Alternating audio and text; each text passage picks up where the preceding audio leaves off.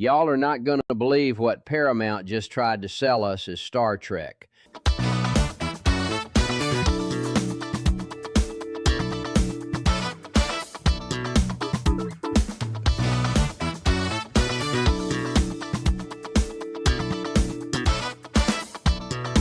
Starfleet Academy is back for its 8th episode, and they certainly... Who gives a shit? This show isn't Star Trek. I know I've said this before, but worst episode ever. Again.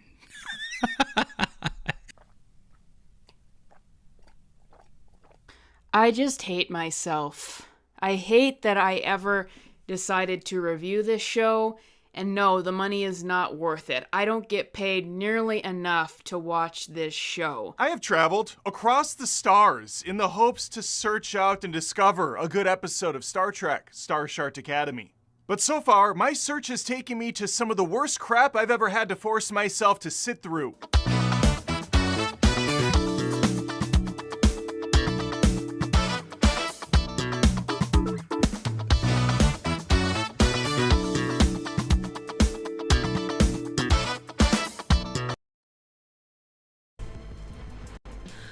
You are watching Madman Cafe live on Q2Cast TV.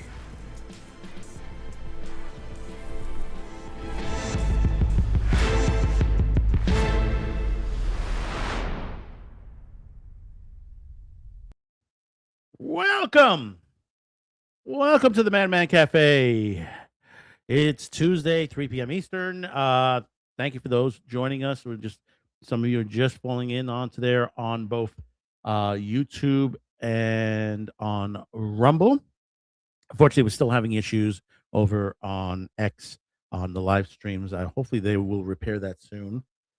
Don't forget to like this, share this, and don't forget to subscribe. Also, remember, we do have super chats available. If you like to give us a little thing, a cup of coffee or something like that, to that nature. And we do have memberships. They are available on there. It's the Neo Fan and the Asylum member levels. So they are there. You'll be able to get to what, you'll get onto those. We're going to give you some nice things on that.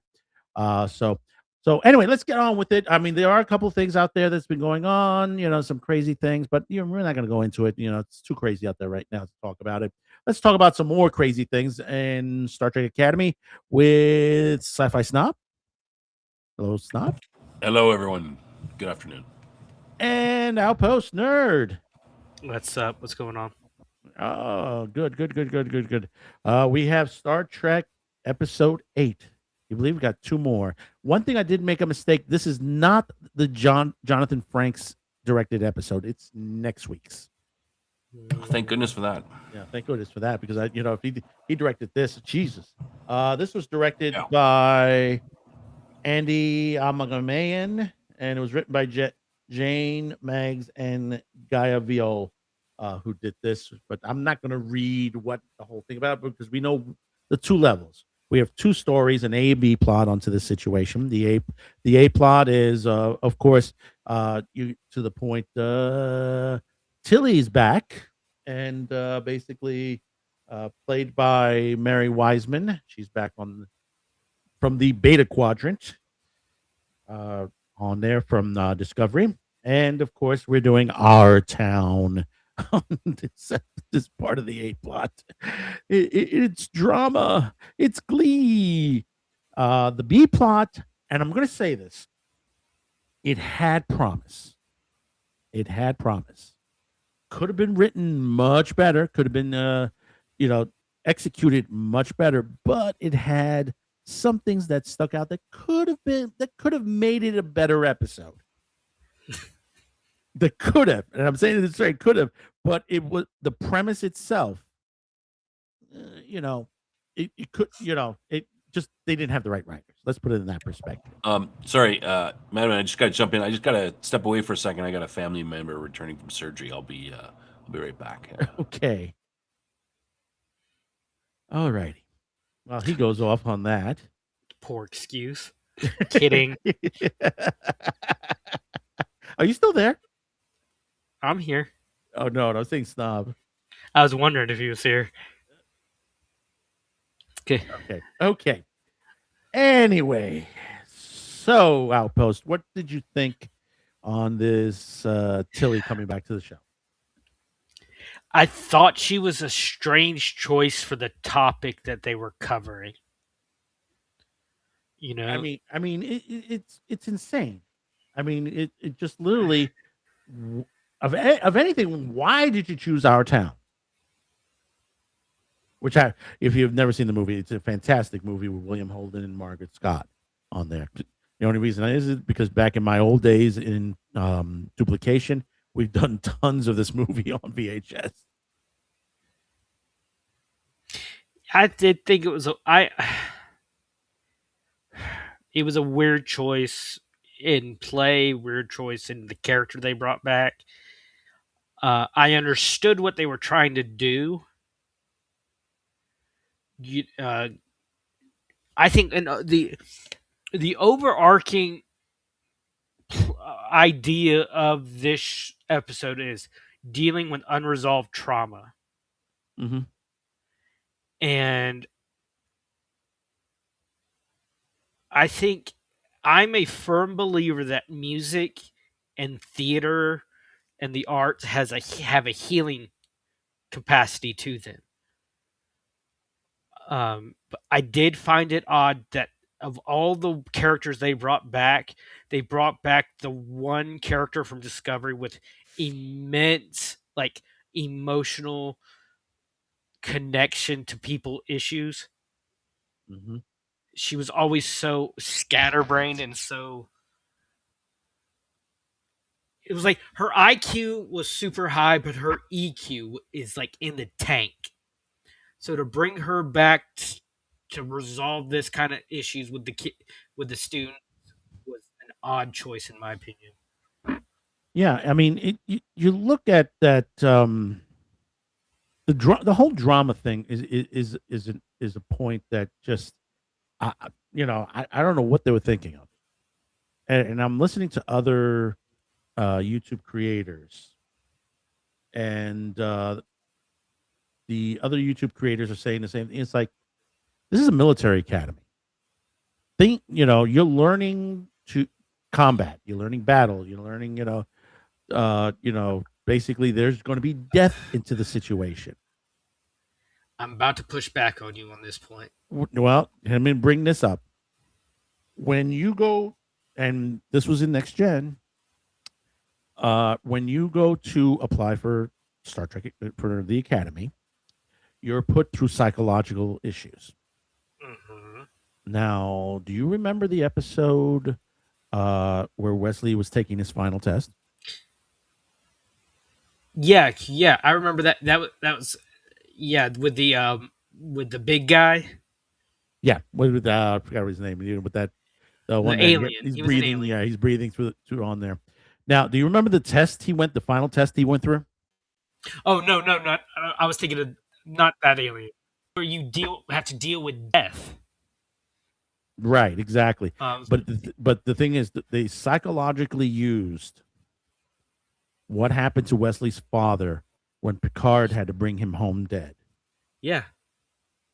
Picard had to make a choice between between his father and somebody else, and and his father ended up dying to the fact, and they gave that same scenario to Wesley. You remember it even in the episode where Troy is taking her bridge officer exam. She keeps failing the last test. Mm-hmm. Well, it's the test was, and she ended up passing when she ordered Geordi into the Jeffries tube to die, basically. Mm-hmm. And then it's that final test was always, how do you deal with death? Mm-hmm. And it seems like a lot of these criterias that we've seen in the past, they kind of suspended, they kind of just did away with due to the fact that they were so desperate to have another Starfleet Academy or class. Mm-hmm. It's like, what's her name? The badge eating cadet. She should not be it. She should not even be in that uniform. Exactly. Let alone on the bridge, because look how she responded to the that derelict. I can't remember the name of the ship. The derelict ship episode. Mizaki incident two episodes ago. She started freaking the fuck out. Yep. Her first scene was, "Oh, doctor, I ate my comm badge again." It's like, bitch, you are in your 20s and you have not the common sense not to eat your comm badge. Oh no! Look how she reacted when she saw the dead body in space. Yeah, that's what I'm talking about. And they dragged her away. Take her to sick bay. They are coddling these kids. Exactly, and that's what I heard from a lot of the other content creators. It's that they're coddling them. They're not giving them the reality that when they get out there really on a starship, they're going to probably be dealing with this on a daily basis. You know, I mean, not to push back, but you know, I've eaten 2 combat since this show just started, so I don't really know. I think that's so. I mean, but honestly, I mean, this thing is, you know, I mean, the show is just. It's not about Starfleet. They don't know what Starfleet. They don't know what Star Trek is about. Mm-hmm. No, they don't. I'm sure we'll get into that in a little bit later. You know, but yeah, it's just, it's bad. I mean, they're like, oh, let's go. Their whole segment with the Klingon in the dress, where he tells his story. It's like he's just telling the story. I've heard stronger stuff out of Gowron and freaking Martok. I'm sorry, Martok and Martok out of stories of them. But they're like, yeah, Virginia, you know, they get into it. And he's like, well, we got into it, and that's the end of the story. Let me bow. But those were some good characters, man. Yeah, they were the best, 2 of the best Klingons. Oh yeah, especially Gowron with the eyeballs. I know. my wife loves that one. She's like, you know, and there's a whole video where he talks about the eye thing, which is great. If you anything out there, folks, if you get a chance, check the actor out that does Gowron, and he explains how the eye issue got into the show. That technically wasn't written in, but the crazy eyes. He did the crazy eyes, and they said, "Oh, we love it, keep it," and they've kept it since then.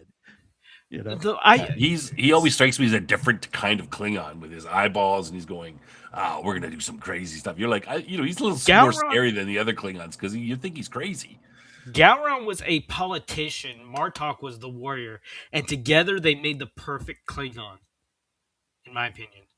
Oh yeah, it was awesome. I mean, have you played the Klingon game where Martok is in it? Gowron. Excuse me, Gowron. Klingon Academy.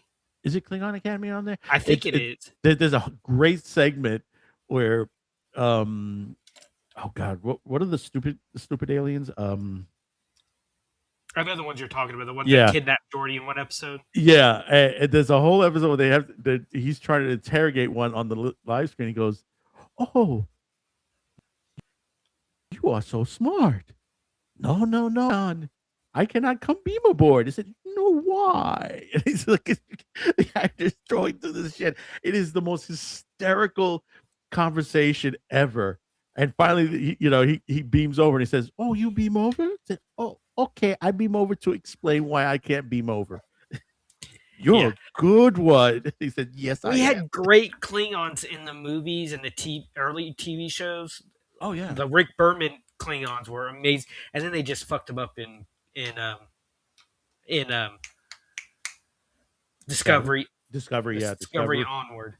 Yeah. Have we had any? I mean, I can't think of a good Klingon since Martok and Gowron. Yeah. Like who's been Enterprise? Enterprise had some good ones too. Well, that was the ancestor of Duras that Archer fought against quite a few times. And I love that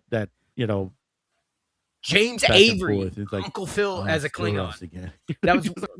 He was the Klingon doctor that they kidnapped Phlox for. Great episode. And that explained why Klingons look different in the original series than they do in Next Gen, because the human augment virus that they tried to do turned them into exactly. Because I love that thinking. That's thinking. When you're writing, you sit there and you're like, "Hey, listen, we're doing a virus thing. It's like, hey, we could connect the original series with Enterprise and be able to tell people why they were human in the original series and they look different in the movies from beyond." Like one of my favorite episodes of Deep Space Nine is Trials and Tribulations, and the scene where when they're sitting in the bar, they're all congregating back. They've been looking for the explosive tribble, and two original series Klingons walk in, and they just look at them and look at Worf, like confused as hell. And Worf's like, "We don't talk about it with outsiders. It's the human augment virus that they tried to do. It's just it." And now this, I saw a picture of the actor who played, what's his name? Caden, not Kate. Is that the Klingon's name? God Almighty. Is that the dress wearing Klingon's name? Kate. Oh, don't worry if you can't get it. He dresses like that in real life. Yeah, I know. That's Jaden you're talking about. Jaden. Yeah. Yeah, Kareem Diane is his name. I'm sure he's a nice guy. Yeah, no. But Nobody. See, the thing about it is when we criticize these shows, folks. For those of you who are saying, "Oh yeah, you guys are slamming these shows and stuff like that," said, listen, we have nothing against the actors. A lot of them are good actors. A lot of them, this is their first rodeo, and we're not slamming them for that. We're slamming the writing, the execution, the directions of this show. That's what we're doing here. This is not Star Trek, ladies and gentlemen. Well, I mean, I don't know. I mean, I don't know that we can look at the acting a little bit more. I mean, but when you're looking at the show, I mean, the big thing that jumps out at me is the writing. Like, so it's just boom right in my face. I mean, I haven't really looked at the actors. I mean, I don't think they're doing a horrible job. I mean, I'm not saying they're the next Shakespearean. They're not super great, but I mean, like I said, you're looking at the show. The worst thing that jumps out at you is the writing. So I guess the acting is passable overall. I mean, I guess some are better than others. I don't really notice anything that's super horrible. Like, definitely not up to the level of the writing. But so yeah, I mean, I guess I think generally you're right. I think we could probably look at the actors more specifically, but I think most people don't, because they just get to the writing and they're like, oh my God, it's so bad that they don't go any beyond that. They can't. It smacks you in the face for that writing. It's when you say, oh, I don't like Ray. It's like taking this huge example. I don't like Ray. Oh, you hate Daisy Ridley. You hate strong female characters. No, I hate bad written characters. People use that as the defense for what they like. Like, oh, you don't like what I like, so you're a bad person. No, I just have different opinions than you. Yeah, I think that's pretty played out now. I mean, we've been doing this for 10 years. I think most people are fed up with that kind of, you don't like this character, therefore you don't like whatever. I think that's pretty much, I don't think anyone's falling for that stuff anymore. Maybe they are, but I don't think so. I still see it quite a bit. TV. But what I was saying while you were gone, Snob, and I don't know if you'll agree with this or not. I get what they're trying to do in this episode. I'm a big believer in the therapeutic aspects of music and theater. I've read so many papers about how people with Alzheimer's will have those moments of clarity due to music or something like this. So I understand them trying to use it as a tool to help these kids who went through a traumatic experience way too early, vastly unprepared, saw one of their classmates almost kill herself to save everyone. And I understand what they're trying to do. But I don't think it's executed very well in this episode. Yeah, I don't really, the whole premise of this part of the episode. There's a kernel of a good idea within this episode, but it's not in this. I mean, we did a whole episode about trauma now. I mean, I hear what you're saying, Post, but to be honest, there's probably more kids in the United States right now who've seen way worse trauma with friends getting shot in the inner cities and these kind of things happening, where they can point to a number of their friends that have been killed or bad things happen to them. These people are not children. They're adults in college, and they can't do we really need to deal with this? I mean, I think something that an episode where perhaps we would see some effects of this later on, like Picard, when we see some after effects of the Borg, him being Well, one of my taken favorite over by the episodes. Borg, or even when the Deep Space Nine begins and he meets Cisco, and Cisco, you killed my, you killed my wife, and you blew up my ship and all this stuff. Yeah. Well, there's a whole there's that whole episode after the Borg where he goes to France home. to Yeah. his brother, and basically, he just opens up to what happened to him, Yeah. which is It's one of my it's a favorite great episodes episode. of all time. It is one of the best. There are some great episodes that Patrick Stewart has done on that series. Well written and well executed. But this isn't one of them. This is not. This series is not. It's just- one of them. Tilly is sarcastic and a smart ass when she comes up there. Very sarcastic. The most important thing is theater. I mean, okay, maybe you can learn to do theater and learn to lie, so you can lie when you're a diplomat or something, when you're doing diplomacy and stuff. Maybe, but it's not a key thing about all the best captains are theater majors. Come on, that's just. Well, I mean, maybe if they're faking being captains or acting like captains as opposed to being captains. The whole premise is just, it's very modern. It's very, the type of people that we have today, and the type of, I see it with my own kids who are teenagers, and it's this whole, every kid is unique and has their own mental illness. And that's how they define themselves. And I have trauma, and therefore I'm unique and I'm important, and it's important part of my, growing up. Yeah, well, we had lots of trauma too when we grew up. We had bullies and all kinds of stuff, but we didn't dwell on it. We pressed on. Okay. That is really like watering down what, because this is not the whole school going through her theater class. These are the ones that were on the ship who went through that extreme trauma that they were not ready for. This is like. But remember what she said at the beginning. She said, "This is normally you go through this in your third year." This class. She said that She said that as she came in. She says, "Normally you're supposed to be at the third year of this class, but you guess we're going to do it right now." See, I understand. Okay, I forgot that part.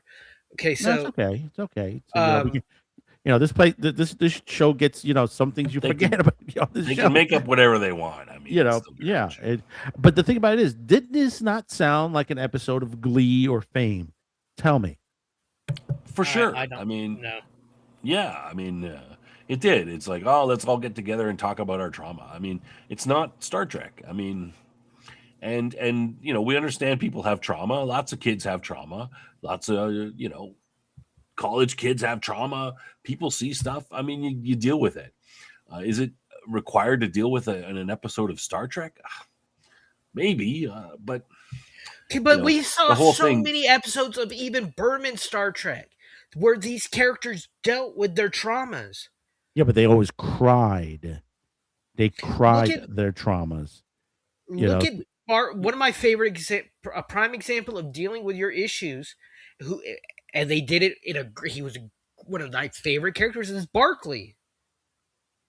Barclay that they're not, that even in the 24th century they're still not past the addiction issues, the all these problems that they had. Hell, one of the first season episodes of Next Generation is Riker dealing with his issues with his dad. Well, no, that is going to be a situation that does come up. But the thing about it is, it's Next Gen, it's handled properly. The Barclay situation is you slowly saw his progression and change as he went along. You saw him actually fall back a few times. And then, but of course, you're going to fall. Sometimes you fall, but you got to pick yourself up and dust yourself off and continue on. And that's you see, put and that, this is why I said I preface everything I've said. And I understand what they're trying to do in this episode, but I feel like they kind of missed the mark a little bit. No, yeah, I agree with you. They did miss the mark, but the thing is that I'm going to say this again. Where are the guidance counselors? They missed the mark completely. Yeah. Where are the guidance counselors? It's the same thing as where are the officials here? Where are the negotiators here in this series? There's a lot of people missing from Starfleet Academy, that are important to this that you do not see at all in this series. To that point, getting to the second little bit of the part A here, you got this point where she comes back. She comes back from home, and immediately in her head, she's back. She's thinking this. I mean, there's perfect camera shot of her coming back. She's standing there. Aki's there in front, and behind her, this one tall girl comes, and they got a tall girl to do it because they wanted to make sure she stood out. Came over, and she's like, she's back.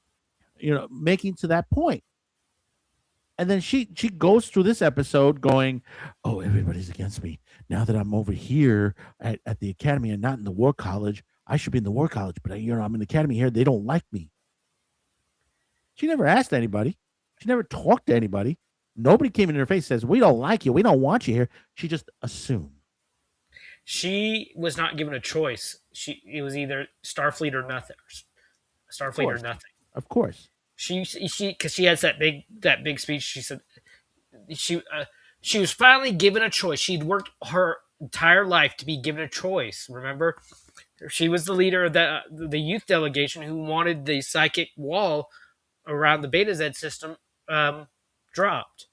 So she finally gets that choice, but then she had that choice taken away from her. Oh, boo-hoo. Poor little princess. She doesn't get to choose which elite college she gets to go to. Give me a break. And Joshua Roberts just joining us. He said, I just got done rewatching Prelude to Axanar, which is a much better than Star Trek Academy. Even though the problems that production has, which caused the downfall of the content creation. Still, it's a very good project. I mean, it's still just the Prelude is fantastically shot. It shows you what someone independently outside of a network without the network sticking their nose or the studio sticking their nose in the production that can be done. The days of the early Babylon 5, Warner Brothers, wasn't in with JMS until the latter part. To that point. And Joshua again says, it reminded me of what Star Trek was before the dawn of Kurtzman Trek and Starfleet 90210. Yeah, go watch Starfleet Continues. Or sorry, Star Trek Continues. That's good. Yeah, Josh. If you haven't seen Star Trek Continues, fantastic show. Yeah, good. If you like the original series stuff. Look, what does it matter if she goes to the War College or Starfleet Academy? We still don't know the difference between the two of them. Like, they haven't outlined it at all. Have they even explained? Yeah, it's like going to Harvard or Yale. Does it matter? Like, what's the difference between these two? Why is she so worried about it? And they're both in the same starship. They're not in a different place.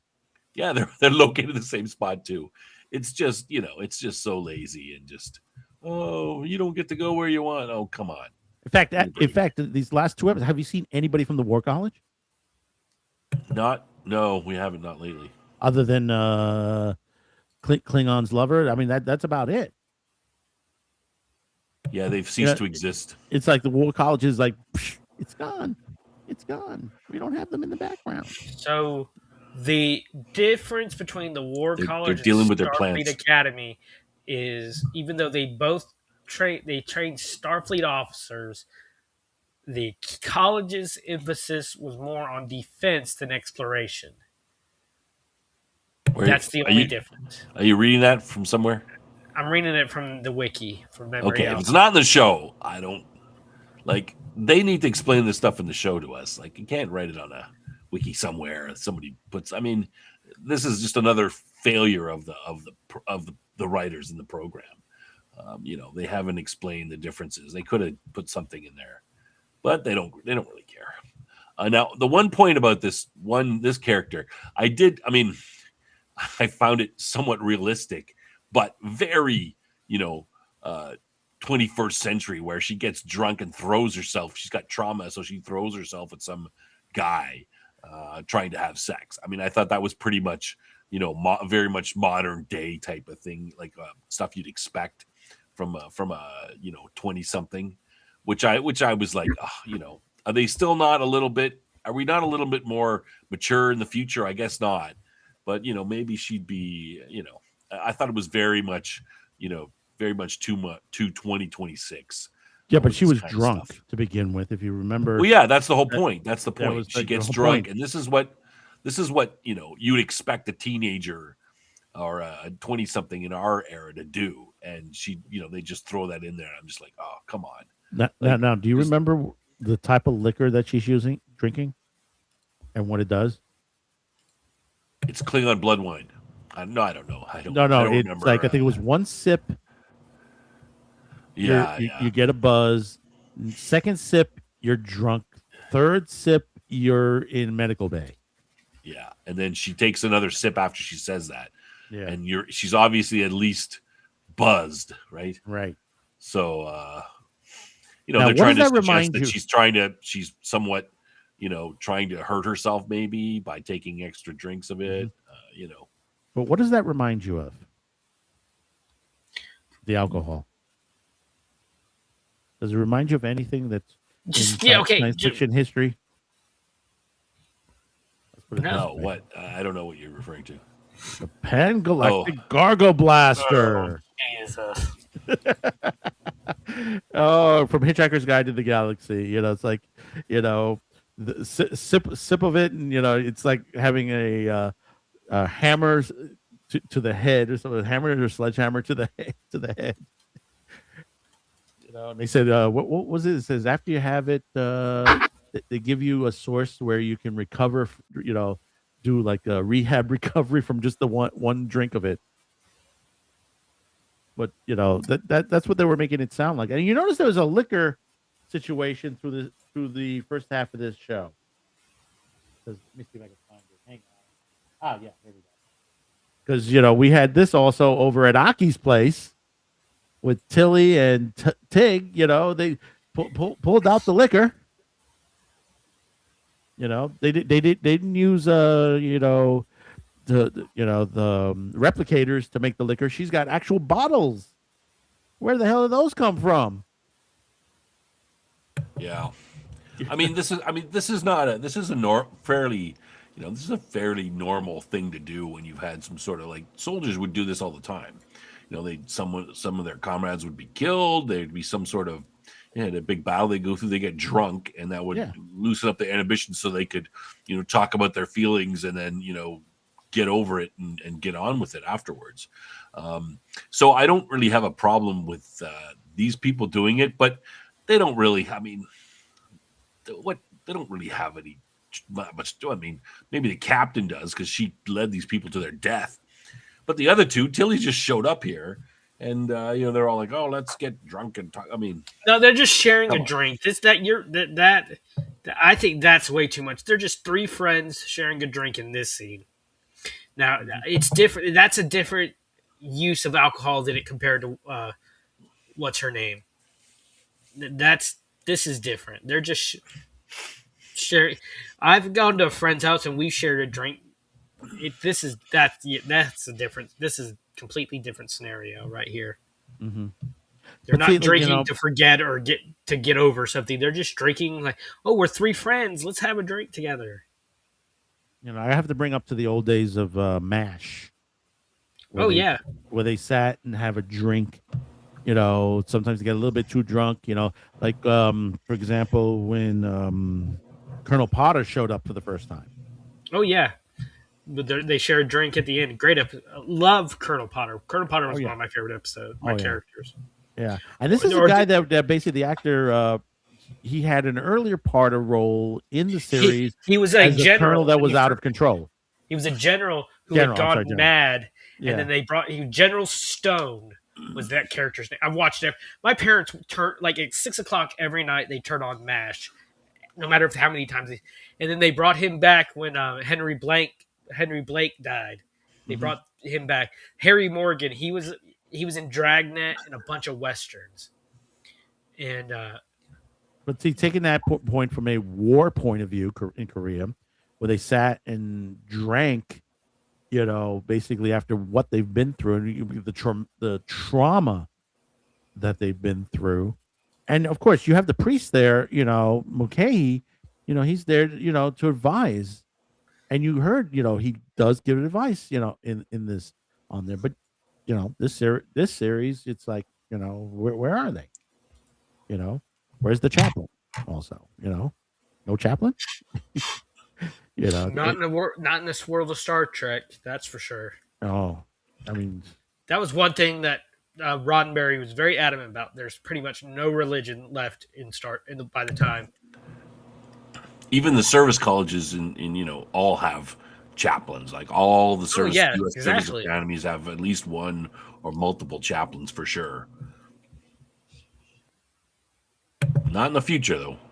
Not in the future. Not in the future. I mean, even in Doctor Who, with Matt Smith, when you the one with like the church is like an army. Pond, Amy Pond's daughter. He goes like, they hooked up with the church, and Amy's like, what's this? Well, even the church has made it out into the galaxy.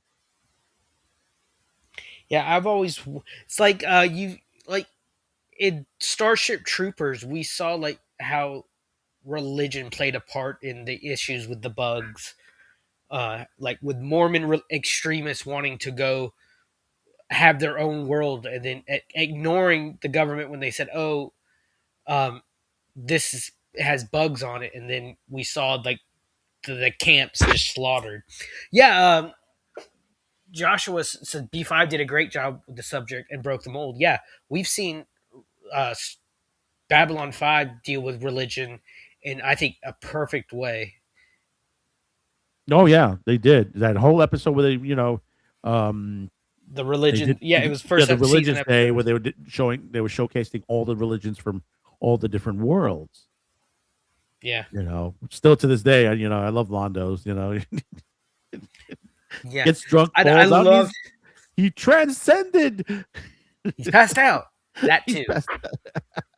Yeah, that's Sinclair had he showed off Earth religion, I think, in the perfect way. Had he a representative from every group that he could find. But then you have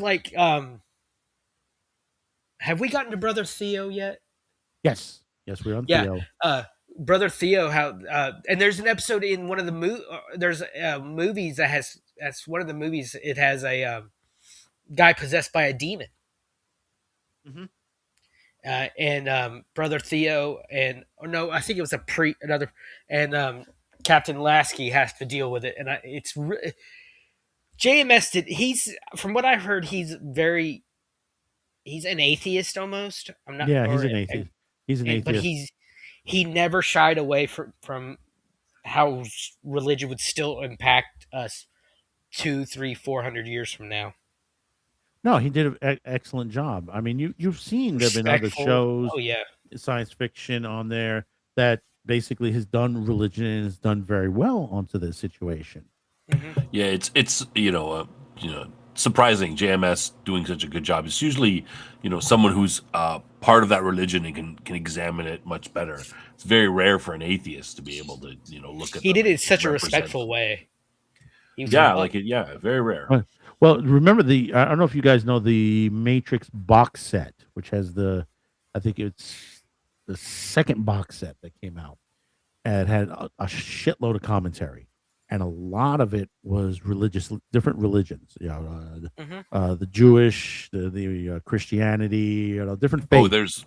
Oh, the Matrix is very Christian related. The whole series. It's Neo is Jesus. I'm sorry, there's no basically the story of Christ. I mean, right. Yeah. But you heard it from different points of view from different religions. Oh yeah, on the commentary, which is great tracks on that. If those of you who haven't gotten it, see if you can find it. If you can find it, the commentary alone is worth the purchase price for it. I remember finding, after the Matrix movie came out, finding university level papers written from philosophy students and that kind of thing, English students, about how the Matrix was a Christ allegory. I think it was even before the final movies dropped, and they were people were already talking. Kids were already talking about stuff like that. So yeah. So basically, moving on to this point, we have all this that's going on, and then suddenly Sam falls over. But basically she's still damaged to that point, where we get to the second half of this story, which is basically they're going to have to go to, what is the name of that planet again? The one that shaped like a The D20. Platonic. The one that's shaped like dodecahedron. Yeah, D20. I don't know what it is. I thought it was a Borg cube at the start. Like, is that a cube? What? The shot oh my was god, are they getting attacked by the cube? I mean, by the That's what I Borg? thought. Oh my god, what a twist. She's actually a Borg. And the Doctor and the Aki are going to get taken over. Now, that would have been a cool story. Of course. I of course, you go hated there the in a Doctor shuttle. storyline. Yeah, I'm sorry. What did you say? I Really? hated the Doctor in the story. Most thinking, people you are are- saying this is the only good thing about this episode is the Doctor's. No, I hated his attitude, is what I'm saying. I'm thinking, you have someone who is, for all you know, dying, reaching out to you, and you're going to be this kind of prick? He is a jerk, man. 800 years, he hasn't He hasn't he grown. hasn't off a little bit. changed. Jeez. In Well, all 800 that to be a years. teacher. He's a teacher, that- remember? Yeah, Can you all that imagine growth being a he did teacher? in the last few seasons of Voyager was just erased in episode 1 of this show. Yeah, he was becoming more human by the end of Voyager, and now he's a jerk. And especially he's a teacher too, right? Like, it's like, okay, you want to take this job as a teacher? Yeah, but I don't want to talk to these stupid kids. Yeah, like, it doesn't make sense. Now, I mean, within the story, it makes sense that why he was kind of distant from these students at the beginning of this show, but it doesn't fit with his character because he had, as we're going to talk about, I guess, he's already had, he's had to deal with this before when he was on Voyager. He dealt with this a number of times with his own family and a couple of other episodes. So he should be a little beyond that now, maybe, but I don't know. I guess they don't care. I mean, They we can put to the They point. don't really know about it. Yeah, because basically what you had, even from the beginning, when Sam arrived on the Athena, she was like so excited to meet the great doctor that was on the Voyager. He's been around for 800 years. He's the first one that basically is sentient to the point, and she was excited, and he just wanted nothing to do with her. And he's got to know that she's the first holographic student. You'd think that he'd go out of his way. Oh, we got this new, group of there's a species out there. They're all holograms. You'd think that maybe the president of the Federation might come to him and say, "Hey, listen, we wouldn't mind bringing these people into the Federation. Be nice to this chick. She's checking us out. If we're nice to her, maybe we'll get some more people that we can, part of our group here." But he's just like, no, screw you, get out of here. Well, Now- when she tells him where he's from, you can see it perks his interest up, and then it's like quickly dismissed. And still, we Yeah. don't know where this planet is because basically they didn't really say, "All right, look, we're gonna go to her world and all that," and it didn't take that much time to get there. So- It took about a week, I thought. Yeah, it basically it had to be at least the Beta Quadrant. Couldn't have been the Delta Quadrant. So that kind of leaves out the photonics from Voyager. Well, you got to realize if you look at a map of space, of Star Trek space, the line between usually the line that separates the Alpha Quadrant and the Beta Quadrant runs right through Earth. Mm-hmm. And so, depending on which way they went, because remember, there's an episode of Deep Space Nine where it's Cisco's birthday, or Cisco and Cassidy's, I think, anniversary, maybe. Mm-hmm. Now that I think about it, she gives him a gift, and it's a baseball cap from like the Pike City Pioneers, where her brother plays. It's a baseball team her brother plays for, and he's like, "Oh, to see a real baseball game might be worth like the 3-month trip it would take. 3 month or 3 weeks, I don't remember, but it's so they've never been like." They've never been consistent in time and distance when it's come to space travel in Star Trek. And Joshua goes, can Hologram suffer from TDS because of Shameless was one of my favorite characters in all of Voyager, but now he's like the caricature of himself. It's very sad. He also continues and says, the best Star Trek Doctor since Bones, and devoted into the character of himself being written by hacks and acted without passion. Such a rich and complex character in Voyager. Well, I think he's giving a little bit of passion there, and I think his acting is reasonably good in this episode. I mean, he's the best acting in the episode, I would say. But I'm going to definitely agree with the, written by hacks and made a caricature of himself. I mean, he should be quite different after 800 years. And then when they approach her planet, this is the thing that gets me. And they approach planet, suddenly it turns like the wormhole aliens, where basically they take them out of that structure and put them into a place where they just made it up so that we feel comfortable to the situation, sort of like what Cisco went through when he first went through the wormhole. Yeah, I mean, that was the one bright point. That wasn't the bright point, but the one point I was looking forward in this episode when I'm finding out and going, hey, maybe we get to see what a holographic world looks like. I wonder what that's exactly like. How do they deal with how did the writers are going to deal with organic beings, and how are they going to meet with them and stuff? And of course, it's hand wavy them. Oh, we'll just make this room and it looks like we pulled it from your memory or some BS. Okay, thanks. Good, a lot of thought put into that. A lot of thought. But see, the thing is, now they go through the whole rigor mortis that basically they check on Sam, see what's wrong with him, then they find out we can't fix her. What do you mean you can't fix her? Can't you shut her down, reboot, and start again? IT. You got a backup. A lot of show. Yeah, didn't you do it? Hey, defrag that hard drive. No. Didn't you put her in safe mode? Safe mode, and then just go back to a couple of dates. Yeah, come on. But they go through the whole thing, and then they figure out that hey, I think we're gonna have to just deactivate her. That's it. Be done. She's gone. Dead. She's dead. Yeah, Jeff. It's no big deal. Just make another one. That's it.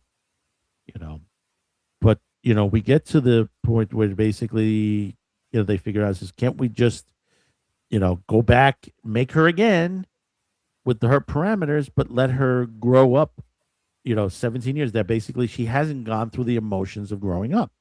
Yeah. Again, this is where this episode's failed. What did you think about that idea? I understand what they're trying to do, but the way they've gone about doing it, it's just horrible. Mm-hmm. I understand the idea of okay, you're expecting her to deal with these emotions and these experiences, but you're not giving her the context she needs to process them. And with human children, we learn how to process these emotions and these experiences as children. Well, you didn't give her a childhood. She's only at the start of the series. She's what, 6 weeks old, 6 to 8 weeks old.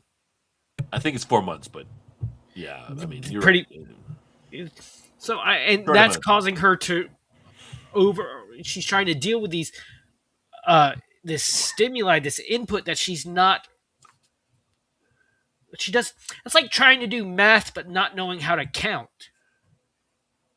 Yeah, but the only thing though I would say, I mean, I think that is a fairly reasonable explanation within the episode, and but I would ask, okay, well, how many holographic beings are on this world? What do they live like? Do they normally have childhoods? How do they deal with the situation?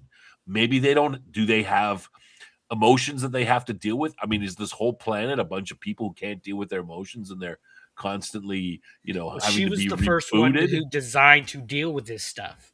Well, but what do the regular holograms They act don't like? Are they again. like Picardo?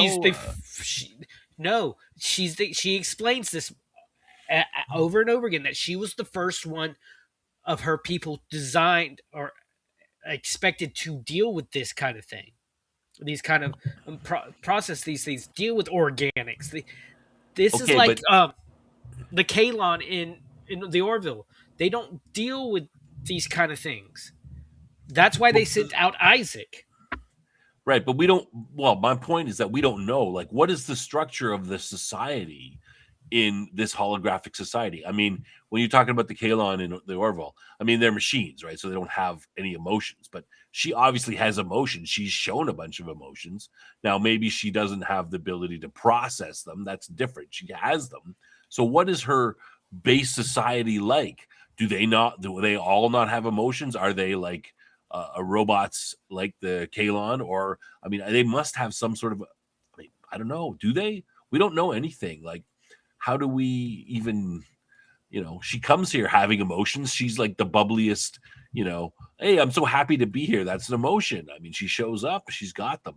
Does that mean no one else in her society has emotions? If that's true, then how do they relate to her? And how do they even, she's giving these reports back, and how do they even are able to interpret them when they don't know anything about emotions? There's just so many questions, and it just seems, when you dig a little deeper, that it doesn't seem to make sense.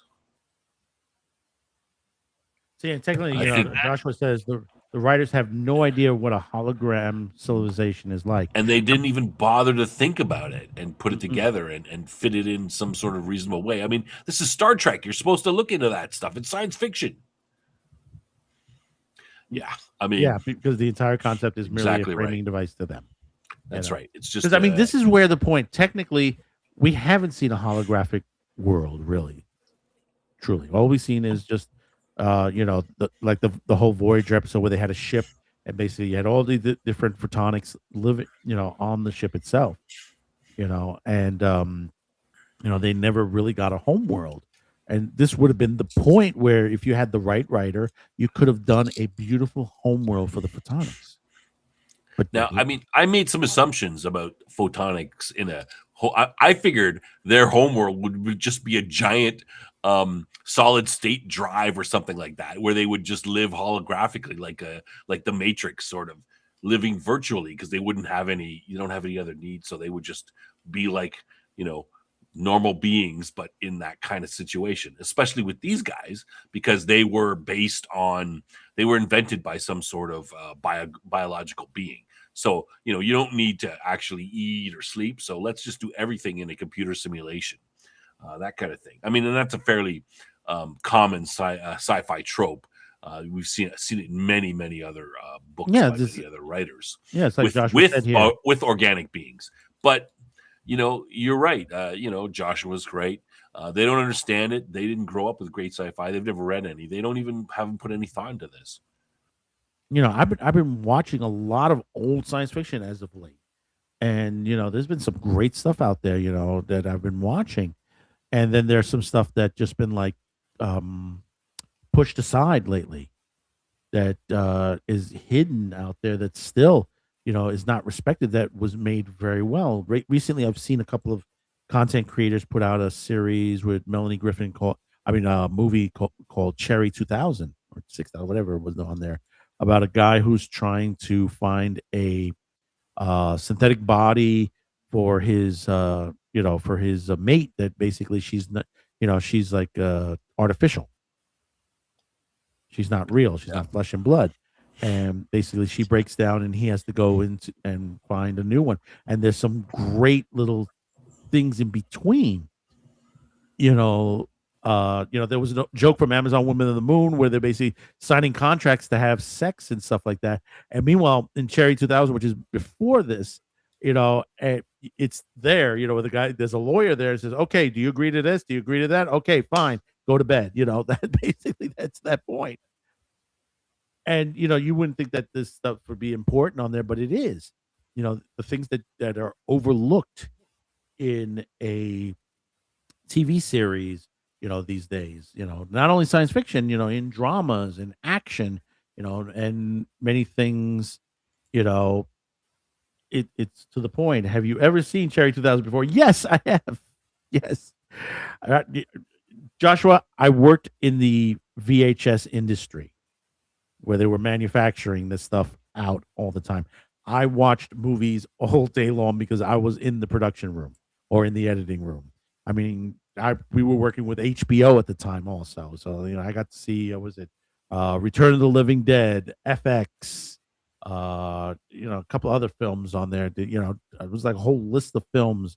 Plus also I've seen the karate movie, a lot of the karate films from Hong Kong, the old classics, some of the adult industry that I've worked around with. I got to see a lot in my day. So, when you say that I haven't seen Cherry 2000, yes, I have. Greg Bear does a science fiction writer. He does somewhat similar to this. This is kind of how I see this.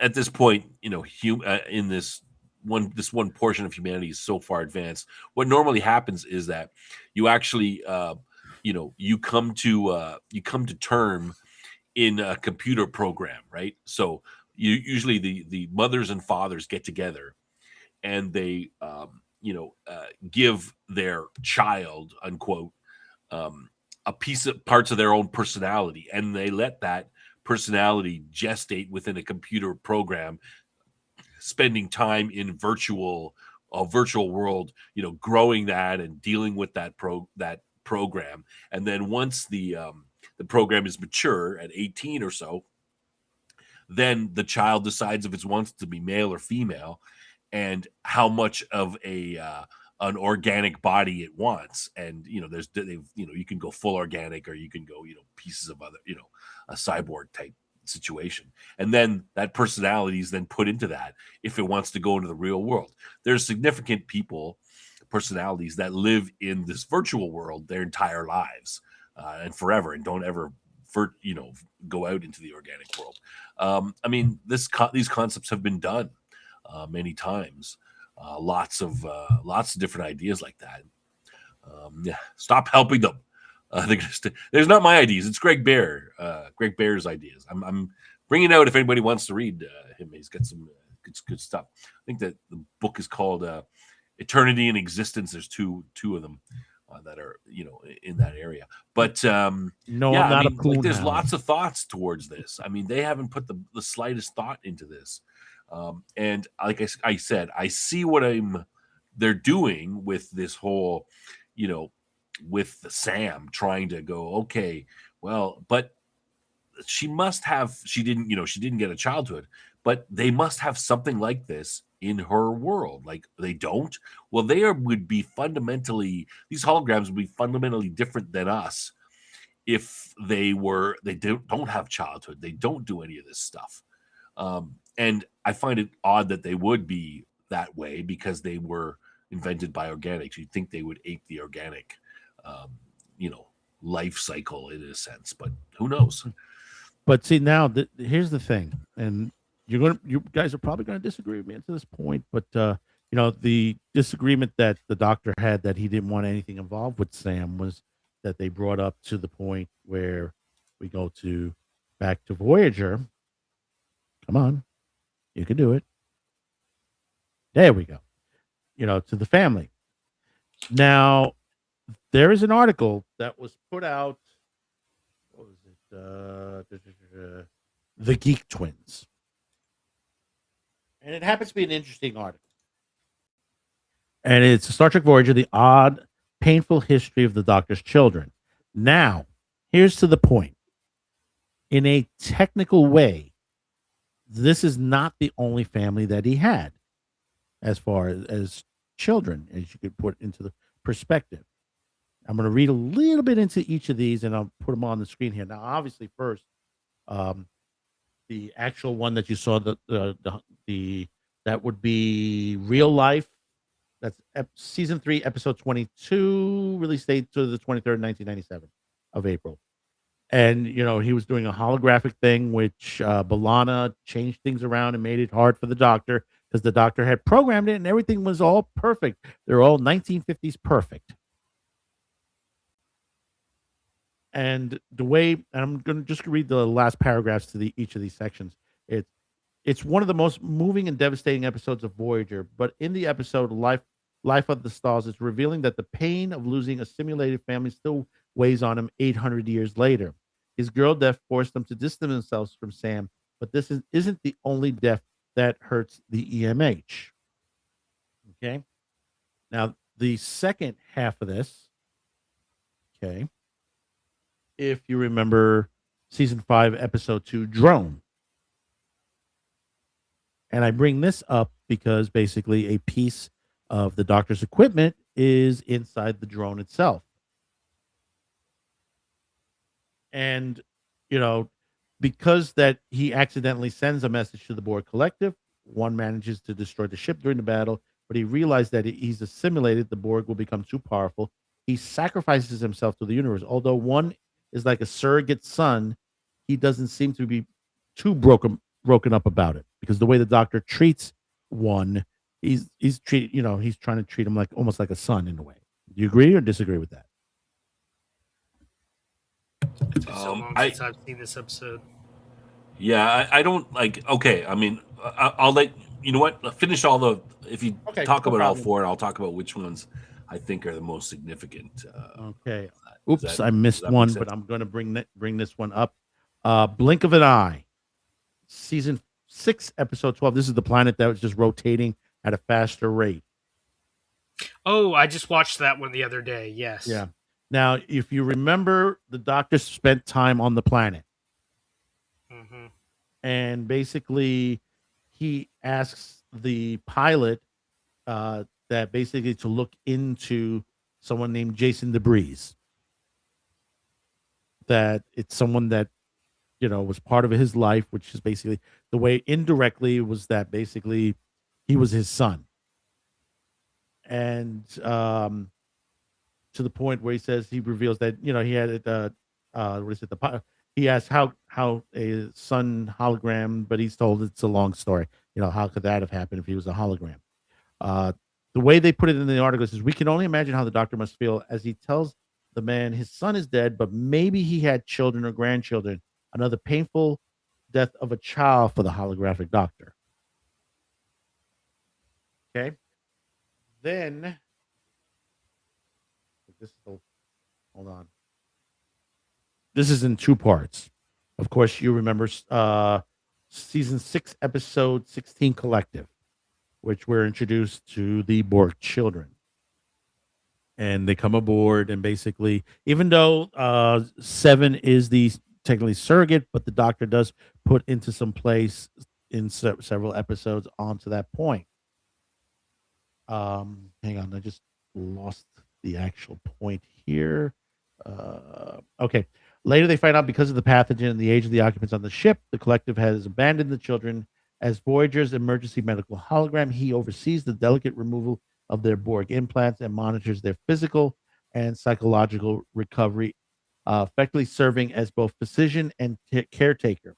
His interactions with the children highlight his growing compassion and bedside manner, especially as he navigates the fear, confusion, and emerging individuality. While 709 often acts as their primary mentor, the doctor plays a crucial role in guiding their transition from drone to autonomous beings, reinforcing his own evolution from a simple medical program into a figure capable of empathy, mentorship, and parental concern. You know, and then of course, you know, the ending of it that Icheb dies to the point, but the Doctor's not involved in that. But you can imagine how he would have felt to that point. And the conclusion to this whole article says whether you're a longtime Star Trek viewer or discovering Voyager for the first time, the tales of the Doctor's family and the Borg children showcase the show's heart beyond science fiction that reminds us even holograms and former drones can teach us powerful lessons about connection, growth, and family. But not in this episode. But not in this episode. So I would rate those, like, obviously Real Life is the first one that that is very powerful, and it's obviously has a huge emotional effect on him with his daughter dying in the simulation. I mean, that is obviously the most. And then next I would say, the blink of an eye, but we don't know because he's got a son down there, though. It's not a genetic son. We don't know. Well, it's got to be an adopted. No, son. it cannot be a genetic. No, kid. I'm not saying if it's like a genetic. stepson, maybe. Yeah.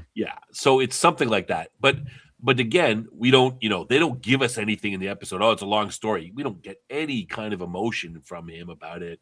Oh, he's a little sad. His kid must have died. He must have known that. Oh, when I go back to Voyager, eventually, Janeway's going to report, and in the 10 seconds I'm going to report. A bunch of years is going to pass by. I mean, of course, my kid is going to be dead. He must have known that was going to happen. Remember, it was like he stayed on the planet. He was supposed to be on the planet for a few months, and because it was supposed to take them 15 seconds to get him to send him down there, bring him back. Yeah. Then there was a malfunction, and it took him like 18 minutes to get him back, which was like 80 years or something like that, or something. No, I think he was decades. 3 years. I think he was, and then he moved. They go, his program's over here now. I think it was, if I remember correctly, it was 3 years he was down there. But again, doesn't. But we don't get much emotion from that, right? And then, of course, with the children, Icheb and all that, and Naomi Wildman and all that. I mean, he's a mentor, but he's not a father. That's why I say the Real Life one is the most powerful one, and the other ones he's a caretaker and stuff. Which is, I don't understand why, he can't be a caretaker to Sam when she shows up 800 years later. They're not asking him to be a father, even if he's so emotionally damaged, which he's got given 800 years to get over it. Even if he is, he's just asking to be a mentor. You're not asking to put him in a situation where, like his family. That should be the biggest thing. So I don't think that they thought this episode through. It's not well done. Is it 10 years, Joshua Roberts? Yeah, I can't remember exactly, but he does end up on the other side of the continent or something. I do remember that. It's 3 years. You were right. It was 3 years. 3 years. 3 years? Oh, okay. I mean, it doesn't. The details aren't that important. So I would say of those things, Madman, the first one, the Hollow family is the biggest one. He's a father. They look up to him. That is very powerful. And, having if you've ever had a child die, that can be very, serious. The one holographic son, I mean, that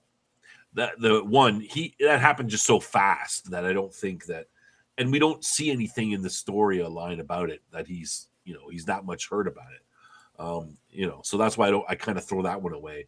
And, as looking after the children, well, a lot of the crew is helping to look after some children and stuff. So, but, those are factors as well. No, that's good there. See, we were able to get through that. But no, it's like I said, we talked about this earlier. You and me, Stop, talked about this earlier. That this part of the show could have gone right. It could have gone right if they were able to write this correctly, because this was an important part for the Doctor, but still the execution of it was still lackluster.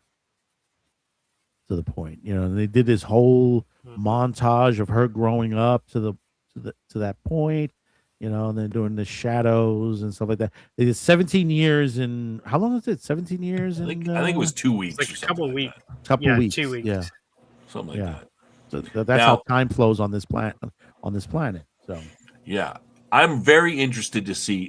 Okay, so now this next episode, do you think we're going to see any changes in Sam's character? You think that she'll be much more mature?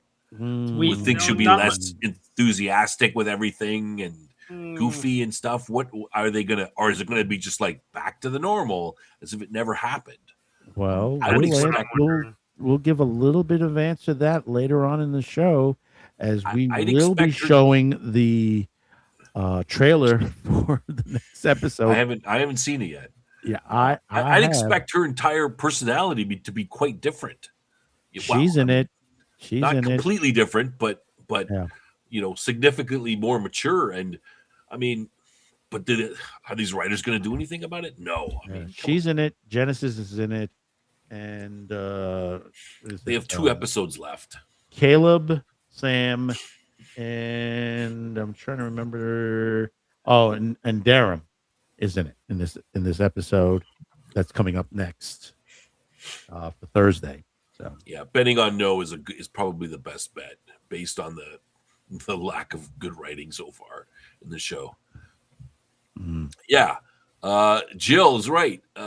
He had lived through the death of the entire Voyager crew, which are kind of a family. Yes, that would be way more damaging than anything else. I mean, maybe on the so this, I don't know, Madman. I mentioned this to you before. Do you want to talk about this now?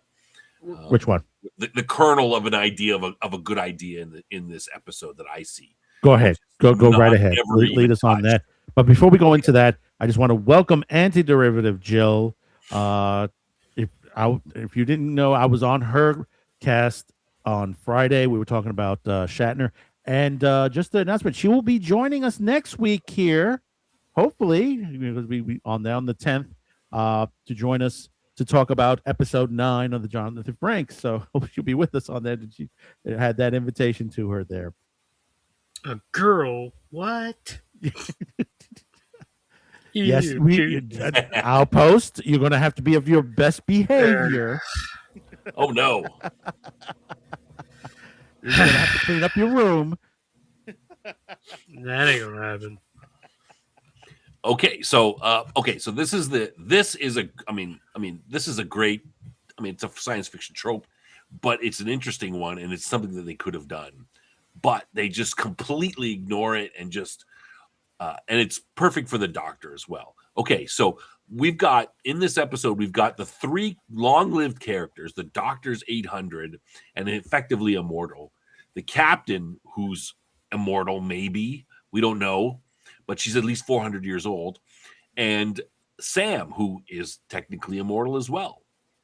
And they're together, and this could have been an excellent discussion of this whole episode could be examining the whole idea of short-lived versus long-lived characters, and what that the toll that it takes on your personality, on your emotions, on your character, having lived so long, watching everyone around you die.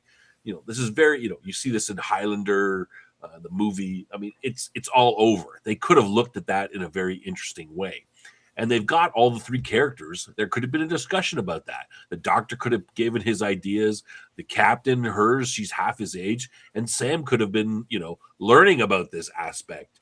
Hey, you're going to be around. All these friends that you're making friends with and Starfleet Academy, they're going to be dead in 100 years. And, you'll still be going on forever. Madman, I think you're watching an excellent anime about that right now. Is that? Yes, that's Free Ren. We're watching Free Ren. So is Cam. It is a story. It's a great story. If for those of you out there who would like to delve into anime for the first time, you like fantasy films, Lord of the Rings type, good one to start is Free Ren. And Free Ren is a story about a elf who is hundreds of years old, and basically she was part of a group that saved the world from a demon lord. And now it's years have gone by, and all of her mates have died. Most of them have died, especially the hero. There's one main hero, and basically she's going through the world, looking back at it. The world is beginning to change, The same things are still happening. In fact, her character is the second season. She's going after a demon lord in the second season. Basically, what she's looking at as in her travels is, there are statues made for about them, and basically she's looking at the statues have moss, and they've fallen apart in the years that have gone by, and she's looking at, and her stories has become from factual to just fiction in a way. They've just become just stories, tales of the past. And basically, she's going through this, and the emotion that she has to go through now that she's taken on two new members of her group. One she's teaching, magic, and the other one is sort of like he's a warrior that he's also taken on from one of her other mates that basically he's dying off and he can't teach him anymore what he can. So they're on the road together, and they're going through all these emotions, and it works very well, because that's the one thing, especially with anime, about elves and stuff like that. And then said they always kind of throw elves in a sexual way and stuff like that, or in a comedic way. Here we are seeing something like a Lord of the Rings. What happens after the end of Lord of the Rings? Which, if you read Tolkien's book, you get to know what happens to everyone at afterwards, the long years afterwards. But what happens here is this is after the end of Lord of the Rings, and basically, her continuing on with her life. Yeah, I mean, this is such a interesting concept to look into, and it's very human, right? I mean, like you said, the end of the Lord of the Rings movies, you see Arwen, putting Aragorn to, in his tomb, and even then, he lives pretty long too. But she's putting in his tomb; she hasn't changed. You see this even in normal human life. You hear older people in their 80s talk about how tons of movies where they're saying, everybody I know is dead. My husband is dead. My friends are all dead. I'm 89 and I'm the only one alive. Complaints like that. Even in the Shawshank? The Green Mile. It's in there where Tom Hanks at the end of the movie is very, very old, and he's still, he looks old, but he says, "What's it like watching everyone die?" And he's talking to some lady. If a mouse could live, if John Coffey could make a mouse live as long as it did, how long do I have? Yeah, and he makes a joke, and we find out the mouse is still alive. And he's at the old folks' home talking to this old woman, and she's like, "Oh, that's a great story, but you're no way that you were 40 in 1935 or whatever. There's no way you could in 1945 could have had a grown child." Yeah. Like, come on, you're lying. And then, of course, we later, the next scene, she's dead, and he's still like this is a concept you can greatly explore, but I mean, they leave it on the table for theater kids and quote trauma. Well, there's an episode of Strange New Worlds where it has Spock and what's her name, who's the chief engineer. She's the same species. She's a full-blooded species of the species that Aki is. And they're talking about the concept. Her and Spock are talking about the concept of immortality. And she says, "Do you know what the worst part about being immortal is?" And Spock gives that answer. He's like, "Watching everyone you love die." She says, "No, the boredom. I've done everything." That's what I would love to hear more about. And this is where they could have kind of put a new spin on that trope you were talking about. There's an episode. There's a character. Y'all probably were grown. I was in college when Ben 10 was out. There's a character named Professor Paradox. The guy who played Ducky on NCIS did his voice, and I think later on Renee Ajaviz. I can never. Yes, thank you. I can't pronounce his name. Does his voice? He's a scientist. Say Odo. Odo does his voice. I think. He He's a scientist working on time travel, but he gets caught in an explosion, and he's sent throughout like history, through all of time. And he's like, there's one line he's like, there at one point I went crazy, but after a while I got bored with that. I'd like to hear about like, what do you do when there's only so much you can do, so much you can experience, and eventually, I don't know. as an immortal, everything has to get old. Yeah, but these guys, I mean, I don't think even the EMH 800 years is not old enough to experience everything yet. But well, no, you got to remember during Picard they killed off the Q. You know, and it's like, what? How do you do that? He's immortal. They've gone beyond the standard existence. Yeah, season 2 of Picard was shit. Well, okay, so looking at Joshua's comments and the ennui of mortality. So there's in Douglas Adams, The Hitchhiker's Guide, one of the novels, you have the I think it's the third one. You have the guy who's immortal, and he decides that he's got nothing to do. He decides that he's going to insult everybody in the universe in alphabetical order, individually. So he's flying around space, and of course he gets to Arthur Dent at the one. He's on the D's, and they get at one of the point he shows up there. So it's a bit of a joke, right? But of course there's all kinds of things that you could do with this, but they just ignore it for trauma. Yeah. Now, before we go any further with this conversation, which is a great conversation today, yet, ladies and gentlemen, if you're subscribed, you'll get notifications of when we go live and all of our other videos on this channel. And also, remember, we now you can now super chat us here. We have it available now on there, or thank us on a video.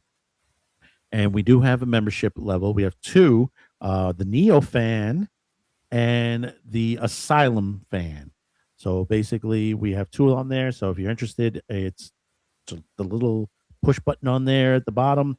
Just hit it and take your choice. And you could also buy membership for others that are on the chat as well. So on there. So take a moment, and if you want to try it, go right ahead. And also, down below below the description is now our merch shop. So now you can see our merch shop. Go run through all of our T-shirts and mugs and everything, pillows. It will. You click on whatever you like. It'll redirect you to the site at shopcuticast.com. Thank you very much if you have done it already, or if you purchased someone. We really do appreciate it. And remember, everything that you give us here, it goes right back into the productions. Thank you again. So, getting back to this conversation about longevity, and science fiction has made many characters throughout the history, that have had many long lives. Now, I'll post. It was Carol Kane in Strange New Worlds. Yeah, I can't. I know the actress. I can't remember the character's name. Fantastic actress. I saw the clip what you're talking about, and I could see on there. That's free rent right there. That's literally free rent, because she's just people say, well, she sounds a little bored and all that. Yeah, well, if you lived 800, 900 years, wouldn't you feel the same way? You've gone through everything on there. Yeah, it's I can't remember where I saw this version of immortality. It's like they want things done fast, or people want things done fast, but for an immortal, it's like they think in decades and centuries, while regular people think in hours and days. And of course, we got our first super chat, ladies and gentlemen. Thank you, Joshua Roberts. $10. The problem with STA analysis is how many different ways can we all say it's not very good, And of course, a little add on to this. Thank you for one of the only intelligent examples of an analysis of a show, though very refreshing. No, thank you for giving us a super chat. In fact, this is our first. Thank you, and also for watching. We really do appreciate when you guys watch our show and do comment on there. We want to hear what you're our viewers. You're important to what when we do these shows. When we don't hear this and then we stop doing it, then you have people that says, well, why'd you stop doing it? I said, well, because we haven't heard that, you liked it, well, thank you again, Joshua.